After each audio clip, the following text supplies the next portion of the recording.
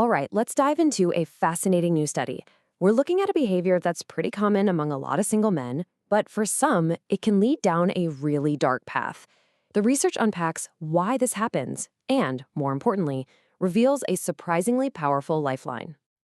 So, what's this number all about? 46%.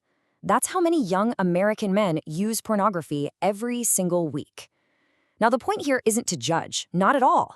It's just to establish that, hey, this is a pretty widespread thing. And that brings us to the real puzzle the study wanted to solve. If so many people are doing it, why does it seem to be linked to serious psychological distress for some guys, but not others?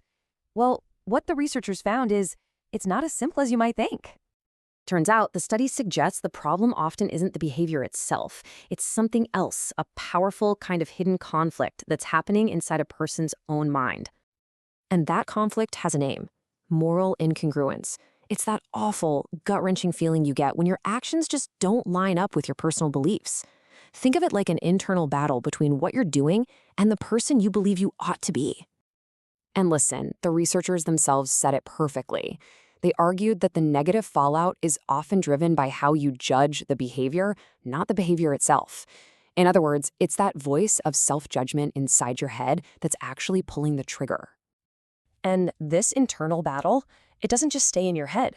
The study found it kicks off a really powerful psychological chain reaction. They call it the shame spiral.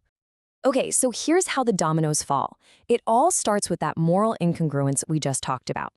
That conflict then leads to sexual shame, this deep feeling that you're somehow flawed. And what does shame make people do? It makes them want to hide, which fuels loneliness and isolation.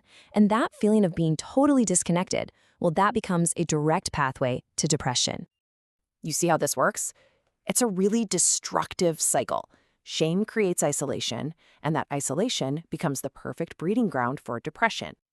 But, and this is a huge but, this is where the research gets really interesting and, honestly, pretty hopeful.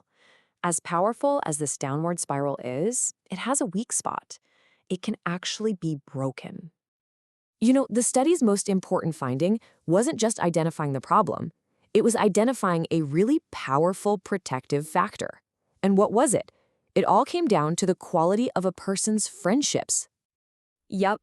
In the middle of all these negative connections, shame leading to loneliness, leading to depression, the researchers found that one single positive thing could step in and weaken that entire chain reaction. Okay, so how does this actually work? How can something like friendship stand up against such a powerful psychological spiral?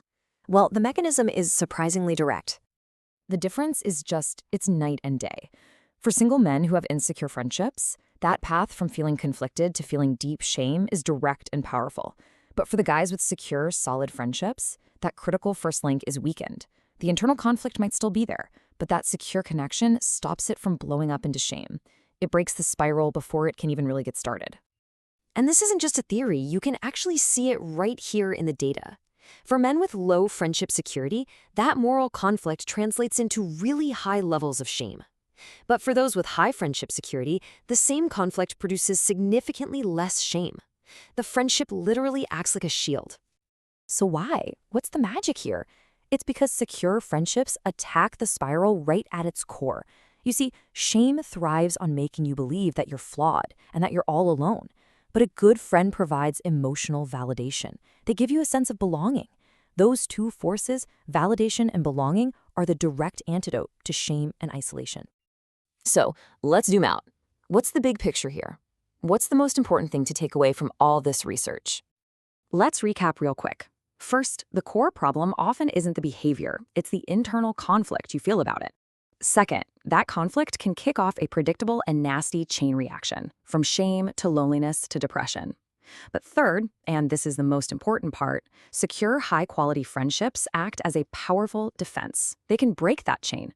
It all leads to this really profound conclusion. Our relational health is absolutely fundamental to our mental health. And that leaves us with a final question to think about. This research just shines a massive spotlight on the protective power of genuine connection. You know, in a world where so many people feel more isolated than ever, it really makes you wonder, where can we find our lifeline?